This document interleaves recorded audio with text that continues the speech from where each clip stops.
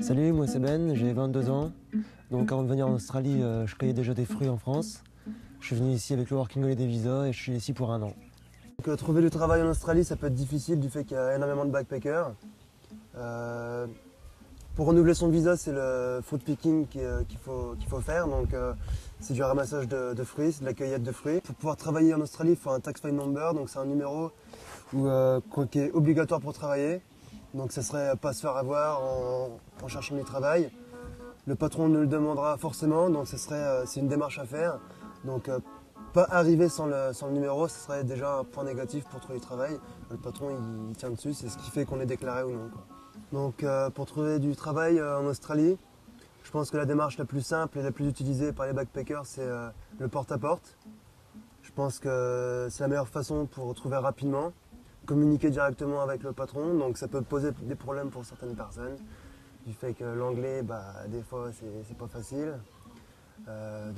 C'est vrai que la communication en Australie, elle est difficile à faire quand on arrive au début. Donc s'il faut de l'argent tout de suite, c'est peut-être un point négatif, mais on peut trouver quand même facilement parce qu'ils ont l'habitude de voir aussi des jeunes qui ne parlent pas forcément bien la langue. Donc le mode de vie du picker, c'est les douches collectives, c'est souvent un hébergement directement chez le patron. Donc il aménage des petits terrains pour que son équipe puisse manger, des emplacements pour poser des tentes ou des véhicules, si on dort dans des véhicules. Donc c'est la vie en communauté, c'est avec l'équipe, donc on voit l'équipe de travail tout le temps, en fin de compte, on passe le soir ensemble, on travaille ensemble, donc c'est vraiment bon pour créer des liens avec des gens et passer des bons moments, quoi. Donc il y avait une bonne ambiance généralement, c'est une bonne ambiance de fête le soir ou même le matin pour se motiver pour aller travailler, donc c'est vraiment sympa, quoi. Les conseils pour les futurs backpackers qui viendraient travailler en Australie, ce serait pendant la recherche du travail, ne pas se faire exploiter. Donc c'est-à-dire que comme on est vraiment dans le besoin d'argent pour voyager, il y a des patrons qui n'hésiteraient pas peut-être à vraiment descendre les prix des bins ou des caisses qu'on va ramener à la shed.